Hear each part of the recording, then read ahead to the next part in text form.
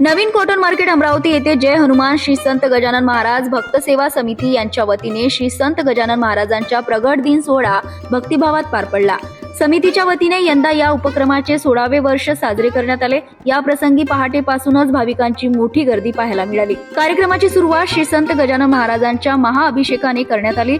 भक्तांनी संत गजानन महाराजांच्या चरणी श्रद्धेने नतमस्तक होत आरोग्य, सुख, समृद्धी आणि समाधानाची प्रार्थना केली। महाअभिषेकानंतर भाविकांसाठी प्रसाद वितरण करण्यात आले। लहानपासून ते ज्येष्ठांपर्यंत सर्वांनी या प्रसादाचा लाभ घेतला। या संपूर्ण कार्यक्रमामुळे परिसरात भक्तिमय आणि सकारात्मक वातावरण निर्माण झाले। समितीच्या वतीने सामाजिक व धार्मिक उपक्रम सातत्याने राबवले जात असल्याची माहितीही यावेळी देण्यात आली।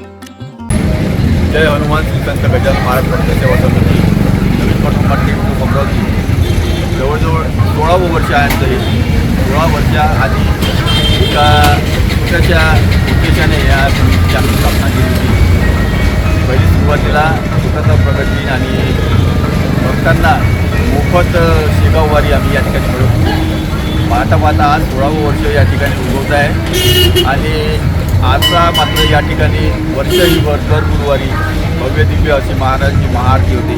संध्याकाळी जवळजवळ 500 लोक दर गुरुवारी या ठिकाणी महाप्रसाद मिळतात। हे कार्य अविरत चालू आहे।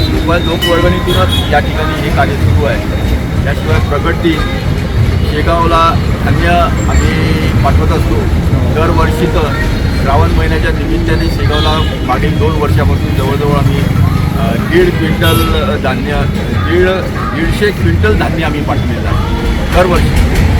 यावर्षी 175 क्विंटल, मागच्या वर्षी 175 क्विंटल धान्य आम्ही पाठवलं होतं। असा हा अविरत कार्यक्रम लोकवर्गणी सुरू आहे व दिवसेंदिवस वाढतच आहे। आज उद्याही या ठिकाणी महाप्रसाद आहे। महाप्रसाद जवळजवळ 5,000 लोकांचा आम्ही या ठिकाणी व्यवस्था केलेली आहे। त्यानंतर आज संध्याकाळी 5 वाजता या ठिकाणाहून भव्य दिव्य अशी पालखी सोहळा या ठिकाणी होणार आहे।